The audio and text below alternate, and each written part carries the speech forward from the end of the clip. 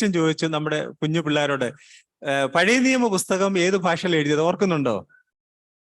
ശരിയാ, മോള് പറഞ്ഞത് എന്താ എബ്രായ ഭാഷയിൽ, ഹീബ്രു ഭാഷയില. പുതിയ നിയമം എഴുതിയതോ ഗ്രീക്ക് ഭാഷയില്. അപ്പം പുതിയ നിയമം ഗ്രീക്ക് ഭാഷ, പഴയ നിയമം എബ്രായ ഭാഷയില്. എസ്രായുടെ പുസ്തകത്തിലും കുറച്ച് അധ്യായങ്ങൾ അരാമിക് ഭാഷയിൽ എഴുതിയിട്ടുണ്ട്. എനിക്കൊന്ന് യെരമ്യാവിന്റെ പുസ്തകത്തിലും ഒരു വാക്യം അരാമ ഭാഷയിലുണ്ട്. അതൊഴികെ ബാക്കിയുള്ള എല്ലാം എബ്രായ ഭാഷയിലാണ് രേഖപ്പെടുത്തിയിരിക്കുന്നത്. അങ്ങനെയാണ് ഒരു ഡിവിഷൻ എഴുതിയ ഭാഷ. രണ്ടാമത്, ആദ്യത്തെ 6 അധ്യായങ്ങൾ നമുക്കറിയാം ചരിത്രമാണ്. രണ്ടാമത്തെ 7 തൊട്ട് 12 വരെയുള്ള അധ്യായം പ്രവചനമാണ്. First 6 chapters are history and next 6 chapters are prophecy. അങ്ങനെയാണ് അങ്ങനെ രണ്ടായിട്ടാണ് ഡിവൈഡ് ചെയ്തിരിക്കുന്നത്. ഞാൻ അതിൻ്റെ കൂടെ ഒരു ഡിവിഷനൂടെ പറഞ്ഞായിരുന്നു. ആ ഡിവിഷൻ എന്താണെന്ന് ചോദിച്ചാൽ, വെളിപ്പാട് പുസ്തകം ഡിവൈഡ് ചെയ്ത് പരിശുദ്ധാത്മാവ് ഡിവൈഡ് ചെയ്തിരിക്കുന്നത് 3ആയിട്ടാണ്. അത് 1-ാം അധ്യായത്തിന്റെ 19-ാം വാക്യത്തിൽ എന്താ എഴുതിയിരിക്കുന്നത്? നിങ്ങൾ കണ്ടതും ഇപ്പോൾ ഉള്ളതും ഇനി സംഭവിക്കാനിരിക്കുന്നത്, അല്ലേ? അങ്ങനെ അല്ലയോ ആ വാക്യം? നിങ്ങൾ കണ്ടതും ഇപ്പോൾ ഉള്ളതും ഇനി സംഭവിക്കാനിരിക്കുന്നതും. ആ രീതിയിൽ നമുക്ക് ഈ പുസ്തകത്തെ ഡിവൈഡ് ചെയ്യാൻ സാധിക്കും. ഇപ്പോൾ കണ്ടത് എന്ന് പറയുന്ന 6-ാം അധ്യായം വരെ. 7-ാം അധ്യായം മുതൽ ചില ഭാഗങ്ങൾ ദാനിയേൽ പ്രവചനത്തിന് ശേഷം, ദാനിയേൽ പ്രവാചകൻ പ്രവചിച്ചതിന് ശേഷം സംഭവിച്ചിട്ടുണ്ട്. ഓൾറെഡി നമുക്ക് മുമ്പായിട്ട് സംഭവിച്ചു കഴിഞ്ഞതാണ്. ഇനി ചില കാര്യങ്ങൾ ഇനി സംഭവിക്കാനുള്ളതാണ്. അങ്ങനെ നമുക്ക് ഡിവൈഡ് ചെയ്യാൻ സാധിക്കും. പക്ഷെ ജനറലായിട്ട് ഈ 2 രീതിയിലാണ് ഈ പുസ്തകത്തെ ഡിവൈഡ് ചെയ്തിരിക്കുന്നത്. ഇനി ആരെഴുതി എന്നുള്ളത് വളരെ വേഗം ഞാൻ നിങ്ങളെ ഒന്ന് ഓർപ്പിക്കാൻ ആഗ്രഹിക്കുക. ആരെഴുതി എന്നുള്ളത്, ഇതിന്റെ ആദ്യത്തെ 6 അധ്യായങ്ങൾ ചിലർ വിചാരിച്ചിരിക്കുന്നത് വേറെ ആൾക്കാർ എഴുതി എന്നുള്ളതാണ്. രണ്ടാമത്തെ 6 അധ്യായങ്ങൾ ദാനിയേൽ എഴുതി എന്ന് വിചാരിച്ചിരിക്കുക. അതിന്റെ റീസൺ എന്താന്ന് ചോദിച്ചാൽ, ഇംഗ്ലീഷ് ബൈബിളിലും ഒറിജിനൽ ലാംഗ്വേജിലും ആദ്യത്തെ 6 അധ്യായങ്ങളിൽ ദാനിയേലിനെ വിളിക്കുന്ന തേർഡ് പേഴ്സണല്ല, ഹി എന്ന. കഴിഞ്ഞ ആഴ്ച നമ്മൾ വാക്യങ്ങൾ വായിച്ചത് കൊണ്ട് മലയാളത്തിൽ അധികതയില്ല കേട്ടോ. പക്ഷെ ഇംഗ്ലീഷിൽ ഒരുപാട് സ്ഥലത്ത് അത് രേഖപ്പെടുത്തിയിട്ടുണ്ട്. മറ്റ് ലാംഗ്വേജിലും ഒരുപാട് സ്ഥലത്ത് രേഖപ്പെടുത്തിയിടത്തൊക്കെ ദാനിയേലിനെ രേഖപ്പെടുത്തിയ ഹി എന്ന. സാധാരണഗതിയിൽ ഹി എന്ന് പറഞ്ഞാൽ നമുക്കറിയാം, സാധാരണ നമ്മൾ നമ്മെക്കുറിച്ച് ഹി എന്ന് പറയത്തില്ല. അതാണ് ആദ്യത്തെ 6 അധ്യായങ്ങൾ. പിന്നത്തെ 6 അധ്യായം 7 തൊട്ട് 12 വരെ ഫസ്റ്റ് പേഴ്സണൽ ഐ എന്നാണ് രേഖപ്പെടുത്തിയിരിക്കുന്നത്. അപ്പൊ ആ രേഖപ്പെടുത്തലിന്റെ വ്യത്യാസമുണ്ട്. ദാനിയേൽ തന്നെ കുറിച്ച് പറയുമ്പോൾ ആദ്യത്തെ 6 അധ്യായത്തിൽ ഹി എന്നും അവൻ എന്നും, രണ്ടാമത്തെ 6 അധ്യായങ്ങളിൽ ഐ എന്നും ഞാൻ എന്ന് രേഖപ്പെടുത്തിയിരിക്കുന്നു. അതുകൊണ്ട് ഇത് 2 പേരാണ് എഴുതിയത് എന്ന് അനേകർ വിശ്വസിക്കുന്നുണ്ട്. പക്ഷെ നമ്മൾ വിശ്വസിക്കുന്നില്ല. നമ്മൾ വിശ്വസിക്കാത്തതിന്റെ ഒരു കാരണം എന്താ അറിയാമോ? കർത്താവായ യേശു ക്രിസ്തു താൻ തന്നെ പറഞ്ഞിട്ടുണ്ട് ദാനിയേൽ പ്രവചനത്തെ കുറിച്ച്. അപ്പൊ നമുക്ക് അതിനകത്ത് യാതൊരു സംശയവും ഉണ്ടാവേണ്ട ആവശ്യമില്ല. അത് ഇനി ഇതെന്നാണ് എഴുതിയത് എന്നുള്ളതിനെ കുറിച്ചും ആൾക്കാരുടെ ഇടയിൽ വലിയ സംശയമുണ്ട്. എന്നാണ് എഴുതിയത്? ചിലർ വിചാരിച്ചിരിക്കുന്നത്, അഥവാ നമ്മൾ വിശ്വസിക്കുന്നത് 6-ാം നൂറ്റാണ്ടിൽ, ക്രിസ്തുവിന് മുമ്പ് 6-ാം നൂറ്റാണ്ടിൽ എന്ന് വെച്ചാൽ BC 605 മുതൽ 535 വരെ ഉള്ളതായിരിക്കുന്ന 70 വർഷങ്ങളിലാണ് ദാനിയേൽ ഇത് എഴുതിയത്. BC 605 മുതൽ 535 വരെ ഉള്ളതായിരിക്കുന്ന 70 വർഷങ്ങളിലാണ് ദാനിയേൽ ഇത് എഴുതിയത് എന്ന് നമ്മൾ വിശ്വസിക്കുന്നു. പക്ഷെ മറ്റു ചിലർ വിശ്വസിക്കുന്നത് 2-ാം നൂറ്റാണ്ടിൽ, ക്രിസ്തുവിന് മുമ്പ് 2-ാം നൂറ്റാണ്ടിൽ എഴുതിയേക്കുന്നത്. എന്തുകൊണ്ടാണെന്ന് അറിയാമോ? 6-ാം നൂറ്റാണ്ട് മുതൽ എന്ന് വെച്ചാൽ ക്രിസ്തുവിന് മുമ്പ് 600 വർഷങ്ങൾക്ക് മുമ്പ് മുതൽ ക്രിസ്തുവിന് മുമ്പ് 200 വർഷം വരെയുള്ളതായിരിക്കുന്ന ചരിത്രത്തെ നമുക്ക് ഈ പുസ്തകത്തിൽ, യഹൂദനുമായിട്ട് ബന്ധപ്പെട്ട ചരിത്രത്തെ നമുക്ക് ഈ പുസ്തകത്തിൽ കാണാൻ കഴിയും. എഴുതിയേക്കുന്നത് ഒരാൾ കണ്ടു പറയുന്നത് പോലെ എഴുതിയേക്കുന്നത്, ഒരാൾ ഇങ്ങനെ കണ്ടിട്ട് രേഖപ്പെടുത്തിയേക്കുന്ന പോലാണ് രേഖപ്പെടുത്തിയിരിക്കുന്നത്. അതുകൊണ്ടാണ് ഈ പുസ്തകത്തെ നമ്മൾ പലരും ഇത് 2-ാം നൂറ്റാണ്ടിൽ ശേഷം എഴുതിയതാണ് എന്ന് വിശ്വസിക്കുന്നവരുണ്ട്. പക്ഷെ നമ്മൾ വിശ്വസിക്കുന്നതും നമ്മൾ മനസ്സിലാക്കുന്നതും ഈ പുസ്തകം 6-ാം നൂറ്റാണ്ടിൽ ദാനിയേൽ എഴുതിയതാണ് എന്നാണ് വിശ്വസിക്കുന്നത്. ഈ പുസ്തകത്തിന്റെ വേറൊരു പ്രത്യേകത, ഈ പുസ്തകത്തിൽ സ്വപ്നമുണ്ട്, ദർശനമുണ്ട്. സ്വപ്നം എന്താ നമുക്കറിയാലേ, നമ്മളൊക്കെ സ്വപ്നം കാണുന്നവരാ. സ്വപ്നം എങ്ങനെയാ? ഉറക്കത്തിൽ നമ്മൾ കാണുന്നല്ലേ, അല്ലയോ? ഉറക്കത്തിലാ സ്വപ്നം കാണുന്നത്, ഡ്രീമിങ്. പക്ഷേ വിഷൻ എന്താണെന്നറിയാമോ? വിഷൻ ഉണർന്നിരിക്കുമ്പം കാണുന്നതാ.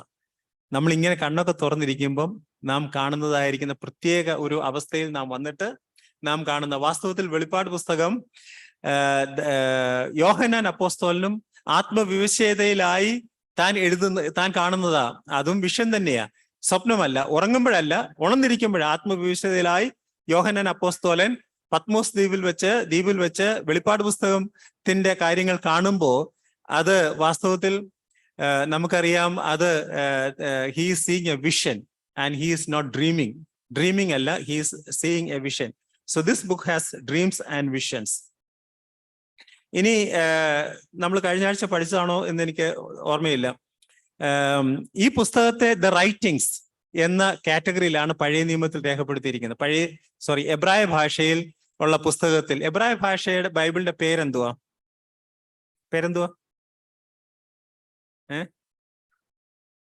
അത് ഓർക്കാൻ വളരെ എളുപ്പമാണ്. അറിയാമോ? ഓർമ്മയുണ്ടോ? ആർക്കെങ്കിലും അറിയാമോ? TANAKH, തനാഖ്. TANAKH, തനാഖ്. തനാഖ് എന്നുള്ള വാക്കുന്ന 6 വാക്കല്ല, TANAKH. TA എന്ന് പറയുന്നത് തോറ എന്ന് വെച്ചാൽ മോശയുടെ 5 ഗ്രന്ഥങ്ങളാണ്. ഇവരുടെ ഈ യഹൂദന്മാർക്ക് അവരുടെ പുസ്തകത്തിൽ ഏറ്റവും പ്രധാനപ്പെട്ട, പഴയ നിയമത്തിൽ ഏറ്റവും പ്രധാനപ്പെട്ടത് ഈ മോശയുടെ 5 ഗ്രന്ഥങ്ങളാണ്. തോറ, അതിന്റെ ആദ്യത്തെ 2 അക്ഷരമാണ് TA. NA എന്ന് പറയുന്നത് നെവിം എന്ന് പറയുന്നത് പ്രവചന പുസ്തകങ്ങളാണ്. യഹൂദന്മാരുടെ പ്രവചന പുസ്തകത്തിന്റെ അകത്ത് യോശുവയും രാജാക്കന്മാരും ഒക്കെ അവർ പ്രവചന പുസ്തകമായിട്ടാണ് രേഖപ്പെടുത്തിയിരിക്കുന്നത്. ആ കാറ്റഗറിയിലാണ് അവർ ഉൾപ്പെടുത്തിയിരിക്കുന്നത്. അതിന്റെ കാര്യങ്ങൾ നമുക്ക് ചിന്തിക്കേണ്ട. പക്ഷേ നെവിം ഇത് റൈറ്റിംഗ്സ് അഥവാ കെറ്റൂവിം എന്ന് പറയുന്നതായിരിക്കും. ആ വാക്കുകൾ നിങ്ങൾ ശ്രദ്ധിച്ചില്ലേ? നമുക്കറിയാം തനാഖ്, TANAKH. ആ വാക്കിന്റെ 2 അക്ഷരം തോറ, നെവിം ആൻഡ് കെറ്റൂവിം. ഇതിന്റെ ഷോർട്ട് ഫോം ആണ് അവരുടെ പുസ്തകം. തനാഖ് എന്നുള്ളതായിരിക്കും പുസ്തകം. ഇത് ബൈബിളിൽ ദാനിയേൽ അവര് ദ റൈറ്റിംഗ്സ്, സങ്കീർത്തനമൊക്കെ റൈറ്റിംഗ്സ് ആയിട്ടാണ് ഇവരെടുത്തിരിക്കുന്നത്. ഇനി അവിടെ വരെയാണ് നമ്മൾ പഠിച്ചെന്ന് തോന്നുന്നു. ഇനി പുതിയതാണ്. നമ്മൾ വാസ്തവത്തിൽ ഈ ദാനിയേലിന്റെ പ്രവചനം നമ്മൾ നോക്കിയാൽ ഈ പ്രവചനം ആദ്യോടന്തം ജാതികളുടെ കാലത്തെ കുറിച്ചാണ് പറഞ്ഞത്. കർത്താവായ യേശു ക്രിസ്തു ലൂക്കോസ് സുവിശേഷം 21-ാം അധ്യായത്തിന്റെ 24-ാം വാക്യം വായിച്ചാട്ടെ. ലൂക്കോസ് സുവിശേഷം 21-ാം അധ്യായത്തിന്റെ 24-ാമത്തെ വാക്യം.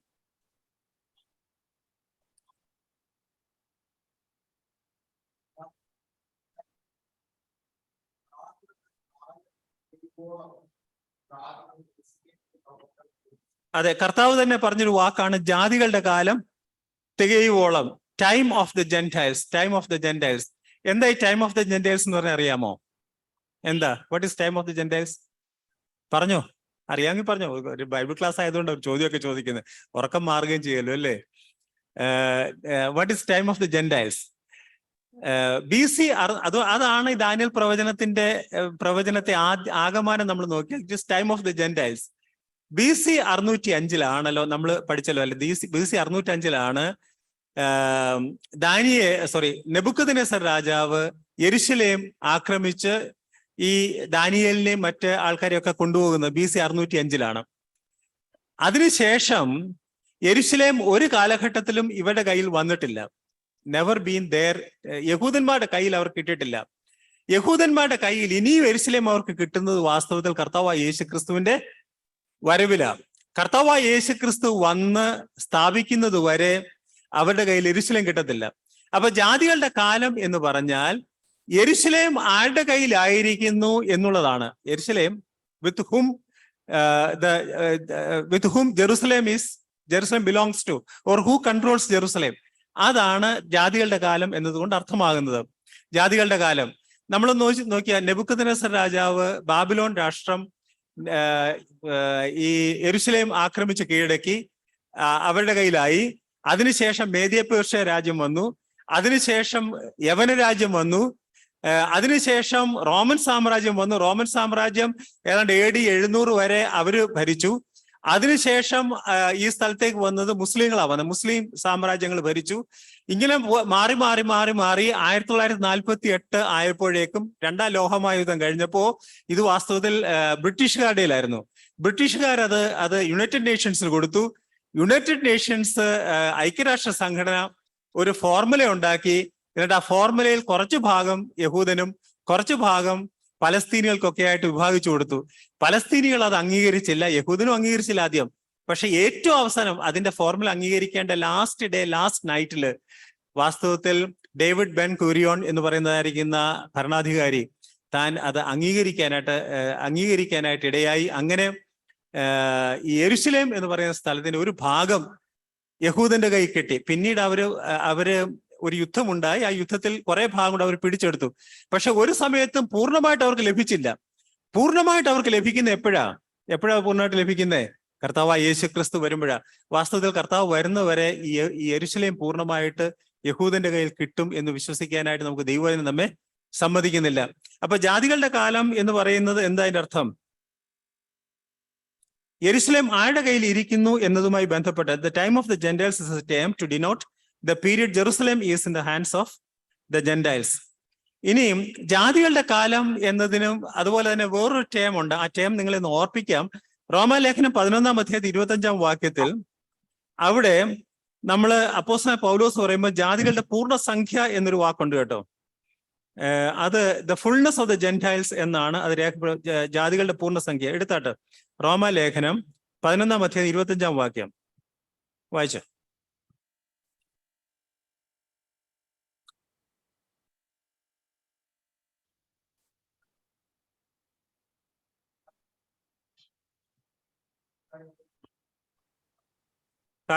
ജാതികളുടെ പൂർണ്ണസംഖ്യ ചേരുവോളം ഇസ്രായേലിന് അംശമായി കാഠിന്യം ഭവിച്ചിരിക്കുന്നു.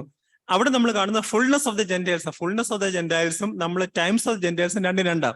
ടൈംസ് ഓഫ് ദ ജെന്റൈൽസ് എന്ന് പറയുന്നത് യെരുശലേം ആരുടെ കയ്യിൽ ഇരിക്കുന്നു എന്നതിനെ ആശ്രയിച്ചായിരിക്കുന്നത്. അത് തുടങ്ങിയത് നെബൂഖദ്നേസർ രാജാവ് യെരുശലേമിനെ ആക്രമിച്ച് കീഴടക്കിയ BC 605. അത് അവസാനിക്കുന്നത് ഇനി കർത്താവ് യേശു വരും. അത് ടൈംസ് ഓഫ് ജെന്റൈൽസ്. എന്നാൽ ഫുൾനെസ് ഓഫ് ദ ജെന്റൈൽസ് എന്ന് പറയുന്നത് ഏറ്റവും അവസാനത്തെ വ്യക്തി, സഭയുമായിട്ട് ബന്ധപ്പെട്ട ഏറ്റവും അവസാനത്തെ വ്യക്തി കർത്താവായ യേശു ക്രിസ്തുവിനെ സ്വീകരിച്ചു കഴിയുമ്പോൾ എന്തുണ്ടാവും? കർത്താവായ യേശു ക്രിസ്തു മധ്യാകാശത്തിലേക്ക് വരും. അപ്പൊ ഫുൾനെസ് ഓഫ് ദ ജെന്റൈൽസ് എന്ന് പറയുന്നത് കർത്താവായ യേശു ക്രിസ്തു ഈ ഭൂമിയിലേക്ക് വരുന്നതിന് തൊട്ട് മുമ്പ് ഈ സഭ പൂർണ്ണമാകും. അതാണ് ഫുൾനെസ് ഓഫ് ദ ജെന്റൈൽസ് എന്നതുകൊണ്ട് നമ്മൾ അർത്ഥമാക്കുന്നത്. Fullness of gentiles is referring to completion of church age or age of grace. ഈ കൃപായുഗത്തിന്റെ അല്ലെങ്കിൽ സഭായുഗത്തിന്റെ അവസാനം അത് സംഭവിക്കുന്നതാണ് ഫുൾനെസ് ഓഫ് ജെന്റൈൽസ് എന്നതുകൊണ്ട് നമ്മൾ അർത്ഥമാക്കുന്നത്. ഇനി നമ്മൾ പെട്ടെന്ന് 1-ാം അധ്യായത്തിലേക്ക് വരിക. നമ്മൾ ഇൻട്രഡക്ഷൻ പാർട്ട് കഴിഞ്ഞു. നമ്മൾ കഴിവുള്ളിടത്തോളം ഇനി നമുക്ക് റിവിഷൻ ഉണ്ടാവില്ല കേട്ടോ. റിവിഷന് നമുക്ക് സമയമില്ല. എന്നാൽ ഇന്ന് റിവിഷൻ ചെയ്യണമെന്ന് നമ്മൾ ആഗ്രഹിച്ചത് കഴിഞ്ഞ ആഴ്ച പവർ പോയിന്റും പ്രസന്റേഷനും പറ്റിയില്ല. അതുകൊണ്ട് നമുക്കൊന്ന് വായിക്കാം കേട്ടോ. വളരെ വേഗം നമുക്ക് ചില ഭാഗങ്ങൾ വായിച്ചു പോകാം. 1-ാമത്തെ വാക്യം, യഹൂദ രാജാവായ യെഹോയാക്കീമിന്റെ വാഴ്ചയുടെ 3-ാം ആണ്ടിൽ ബാബേൽ രാജാവായ നെബൂഖദ്നേസർ യെരുശലേമിലേക്ക് വന്നു, അതിനെ നിരോധിച്ചു. ദാനിയേൽ പ്രവചനം 1-ാം അധ്യായം 1-ാം വാക്യത്തിൽ യഹൂദ രാജാവ് യെഹോയാക്കീമിന്റെ വാഴ്ചയുടെ 3-ാം ആണ്ട്. യെരമ്യാ പ്രവചനം 25-ാം അധ്യായം 1-ാം വാക്യം വായിച്ചേ. യെരമ്യാ 25-ന്റെ 1.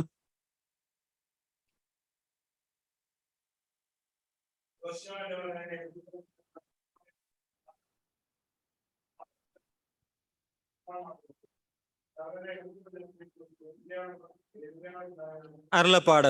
അപ്പൊ നമ്മൾ ഇവിടെ നോക്കൂ, 25-ാം അധ്യായത്തിൽ യെരമ്യാ പ്രവചനം 25-ാം അധ്യായത്തിൽ യഹോയാക്കീമിന്റെ 4-ാം ആണ്ടെന്ന് രേഖപ്പെടുന്നത്. നിങ്ങൾ ശ്രദ്ധിച്ചോ? 4th year of the king of Jehoiakim. നോക്കി 25-ാം അധ്യായത്തിന് 1-ാം വാക്യം, 4th year of the king of Jehoiakim. ദാനിയേൽ പ്രവചനം 1-ാം അധ്യായത്തിന് 1-ാം വാക്യത്തിൽ നമ്മൾ എന്താ വായിച്ചത്? യഹൂദ രാജാവായ യഹോയാക്കീമിന്റെ വാഴ്ചയുടെ 3-ാം ആണ്ട്, 3rd year. ഇത് തമ്മിൽ എന്തെങ്കിലും പ്രശ്നമുണ്ടോ? ഉണ്ടാവണം അല്ലേ? It cannot be correct. Either the first is correct or the second one is correct. അങ്ങനെ ഇല്ലയോ? രണ്ടും കറക്റ്റ് ആകാൻ ഒക്കുവോ? 4-ാം ആണ്ടും 3-ാം ആണ്ടും കറക്റ്റ് ആകാം എന്നുള്ളതാണ്.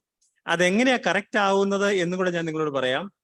ഈ ബാബേൽ രാജ്യങ്ങളില് ഒരു രാജാവ് വാഴ്ച ആരംഭിച്ചാൽ താൻ ആരംഭിക്കുന്നത് ഒരു വർഷത്തിന്റെ ആദ്യമല്ലല്ലോ. നമുക്ക് ജാനുവരി 1 അവർക്ക് നീസാൻ മാസമാണ് അവരുടെ ആദ്യത്തെ മാസം. നീസാൻ മാസം എന്ന് വെച്ചാൽ മാർച്ച് ഏപ്രിൽ മാസങ്ങളാണ് നീസാൻ മാസം. അപ്പൊ നീസാൻ മാസം 1-ാം തീയതി അല്ലല്ലോ അവർ ആരംഭിക്കുക. ഏതെങ്കിലും ഒരു വർഷത്തിന്റെ ഏതെങ്കിലും സമയത്തായിരിക്കും. അപ്പൊ അങ്ങനെയുള്ളതായിരിക്കുന്ന part of the year they always add with the previous king. മനസ്സിലായി ഞാൻ പറഞ്ഞേ? Previous king. അപ്പോ ഒരു ബാബേൽ ഇപ്പൊ ഇവിടെ ദാനിയേൽ ബാബിലോണിലാണല്ലോ അല്ലെ? ബാബിലോണിൽ ഇരിക്കുന്ന ഒരു മനുഷ്യൻ നമ്മൾ നോക്കുമ്പോ യഹോയാക്കീം രാജാവ് ആരംഭിച്ച വർഷത്തിന്റെ ഏതെങ്കിലും മധ്യഭാഗത്തായിരിക്കുമല്ലോ ആരംഭിച്ചേ. അത് അവിടെ തുടങ്ങി next year, beginning of the next year, Nisan മാസം ആരംഭിക്കുന്ന സമയം വരെയുള്ളത് they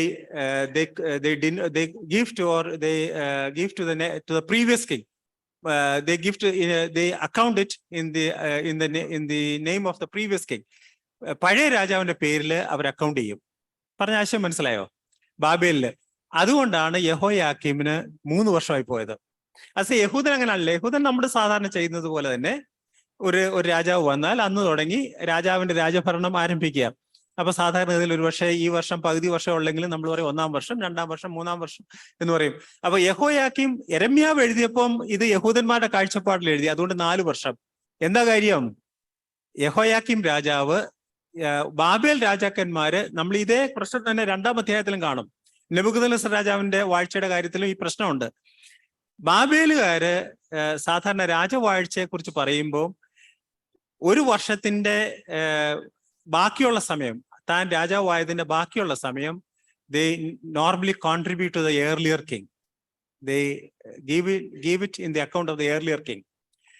അതുകൊണ്ടാണ് ഈ ദാനിയേൽ പ്രവചനത്തിൽ 3-ാം വർഷം, യെഹോയാക്കീമിന്റെ വാഴ്ചയുടെ 3-ാം വർഷം എന്നെഴുതി. യെരമ്യാ പ്രവചനത്തിൽ യെഹോയാക്കീമിന്റെ വർഷം 4-ാം ആണ്ട് എന്ന് രേഖപ്പെടുത്താനുണ്ടായ കാരണം രണ്ടും തമ്മിൽ വ്യത്യാസമൊന്നുമില്ല. 2 രീതിയിൽ കാൽക്കുലേറ്റ് ചെയ്തു എന്ന് മാത്രമേ ഉള്ളൂ, അല്ലേ? Difference the year of reign of Jehoiakim, king of Judah, between Daniel 1:1 and Jeremiah 25:1 is due to the calculation methodology. Difference among Babylonians and Judah regarding the first year of a new king's reign. മനസ്സിലായല്ലോ അല്ലേ? അത് മനസ്സിലായല്ലേ? മനസ്സിലാക്കാൻ പ്രയാസമില്ല. ബാബേലില് ഒരു രാജാവ് വാഴ്ച തുടങ്ങിയാൽ ആ വർഷം, ബാക്കിയുള്ള വർഷങ്ങൾ പഴയ രാജാവിന്റെ അക്കൗണ്ടിലാണ് ചേർക്കുന്നത്, ഇവരുടെ പേരിൽ എടുക്കത്തില്ല. ബാബേൽ രാജാക്കന്മാർ അവരുടെ വാഴ്ച തുടങ്ങിയതായിട്ട് പറയുന്നത് എപ്പോഴും നീസാൻ മാസം 1-ാം തീയതി. നീസാനാണ് അവരുടെ മാസം, അവരുടെ ആരംഭം, വർഷത്തിന്റെ ആരംഭം നീസാൻ മാസം 1-ാം തീയതി കണക്കാക്കുന്നത്. അപ്പൊ അതുകൊണ്ടാണ് ദാനിയേൽ പ്രവചനത്തിൽ യെഹോയാക്കീമിന് 3 വർഷമായി പോയി. യെരമ്യാവ് എഴുതിയപ്പം യഹൂദന്മാരുടെ രീതി അനുസരിച്ച് എഴുതി. യഹൂദന്മാരുടെ രീതി അനുസരിച്ച് 4 വർഷമായി. അതുകൊണ്ടാണ് എഴുതിയത്. സാധാരണ രീതി അനുസരിച്ച് ആണ്. ഇനിയും യെഹോയാക്കീം രാജാവ് യഹൂദ രാജാക്കന്മാരിൽ 18-ാമത്തെ രാജാവാണ്, excluding David and Solomon.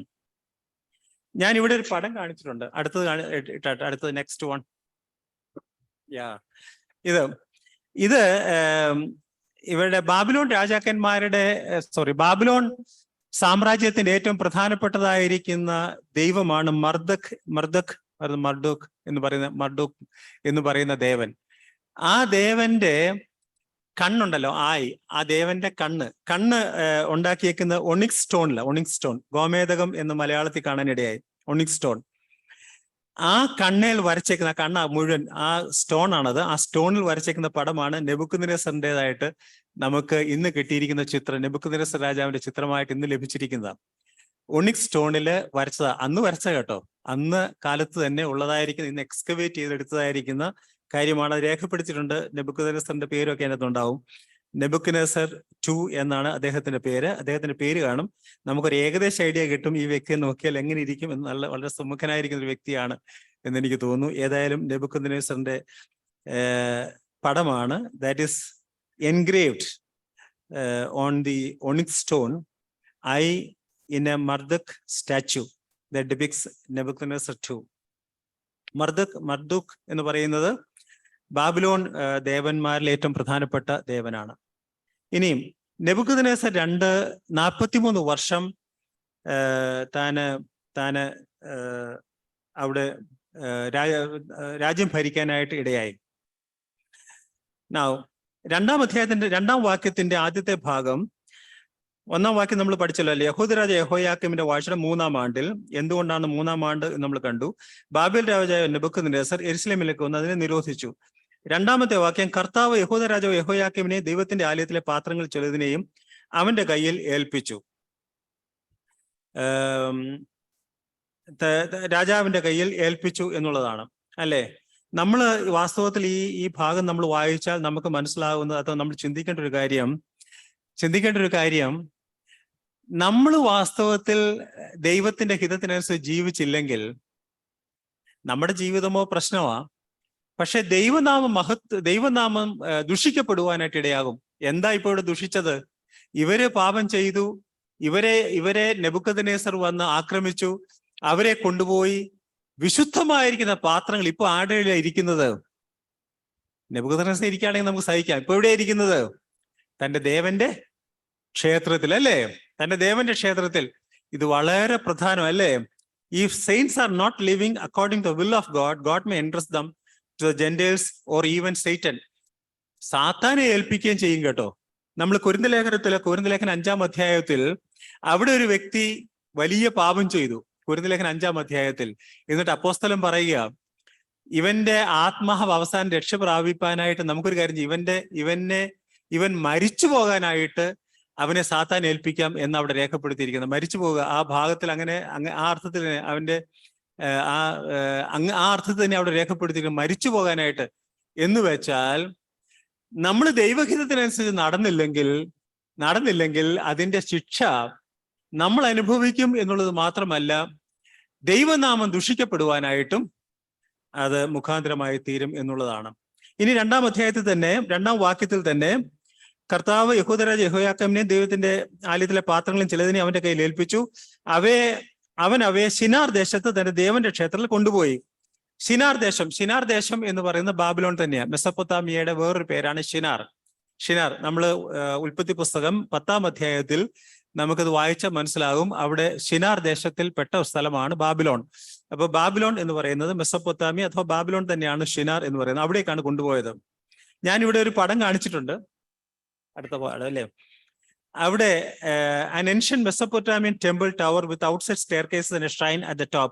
സിഗ്രത്ത് of Ur എവിടെയെന്ന് അറിയുന്നത്? ഊര് കേട്ടിട്ടുണ്ടോ നിങ്ങൾ? ഊർ എന്താ?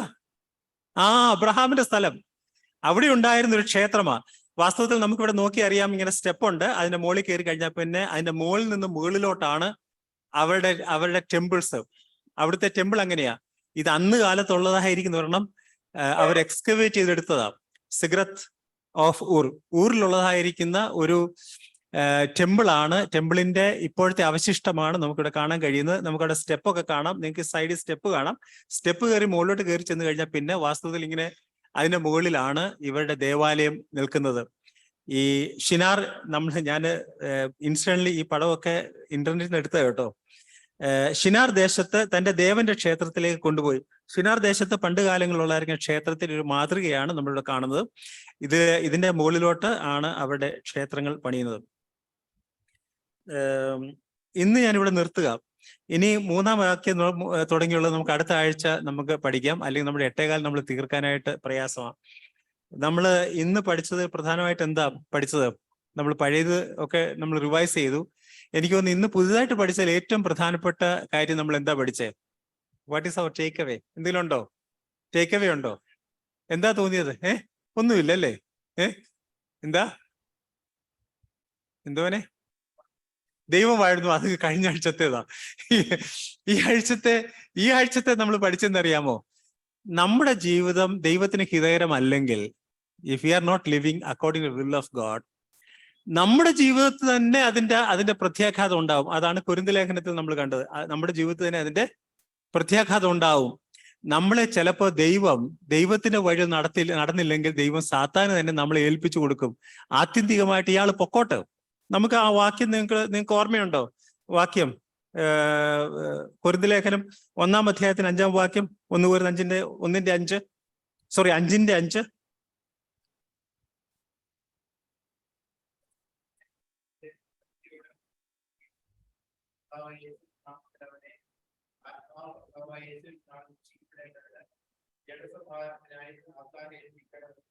അതെ, ജഡസംഹാരത്തിനെ സാത്താൻ ഏൽപ്പിക്കണം എന്ന് വിധിച്ചിരിക്കുന്നു. അപ്പൊ ജീവിതത്തിൽ നമ്മൾ കർത്താവിനോട് ചേർന്ന് നമ്മൾ നടക്കാതെ നമ്മുടെ ഹിതത്തിനനുസരിച്ച് ജീവിച്ചാൽ അതിന്റെ ശിക്ഷാവിധി നമുക്ക് ഒരു പരിധി വരെ ഈ ഭൂമി തന്നെ ലഭിക്കാൻ സാധ്യതയുണ്ട്. അത് മാത്രം കൊണ്ട് തീരുമാനത്തെങ്കിൽ സാരമില്ല, നമ്മളങ്ങ് പോകുമെന്നുള്ളതേ ഉള്ളൂ. പക്ഷേ അതിനേക്കാട്ടിൽ പ്രശ്നം എന്താ? ദൈവനാമം ദുഷിക്കാനിടയാകും. നമ്മൾ വളരെ സൂക്ഷിച്ചോണം. യഹൂദന്റെ ജീവിതത്തിൽ നമുക്ക് ഇന്നത്തെ പാഠത്തിൽ എനിക്ക് തോന്നുന്നത് അതാണ് ഏറ്റവും പ്രധാനമായിട്ട് നമുക്ക് ടേക്ക് അവേ ആയിട്ട് നമ്മുടെ ജീവിതത്തിൽ ഉൾക്കൊള്ളാൻ സാധിക്കുന്നത്. ജീവിതത്തിൽ നമ്മൾ ക്രമീകരിച്ച് ജീവിച്ചില്ലെങ്കിൽ നമുക്ക് തീർച്ചയായിട്ടും അതിന്റെ പ്രത്യാഘാതം ദൈവനാമം ദുഷിക്കാനായിട്ട് ഇടയാകും എന്നുള്ളതാണ്. നമ്മൾ വളരെ സൂക്ഷിക്കണം എന്ന് ഈ ഭാഗം നമ്മെ ഓർപ്പിക്കുന്നു. 1-ാം അധ്യായം ആദ്യത്തെ 2 വാക്യം നമ്മൾ പഠിച്ചുള്ളൂ എന്നുള്ളത് കൊണ്ട് വിഷമിക്കേണ്ട. അടുത്ത വാക്യങ്ങൾ കുറച്ചുകൂടി എളുപ്പമാണ്. വളരെ വേഗം നമുക്ക് അടുത്ത ആഴ്ച തീർത്തിട്ട് ദൈവം അനുവദിച്ചാൽ 2-ാം അധ്യായത്തിലേക്ക് നമുക്ക് പ്രവേശിക്കാനായിട്ടും അടുത്ത ആഴ്ച സാധിക്കും എന്ന് ഞാൻ വിചാരിക്കുകയാണ്. ദൈവനാമം വാഴ്ത്തപ്പെടുമാറാകട്ടെ.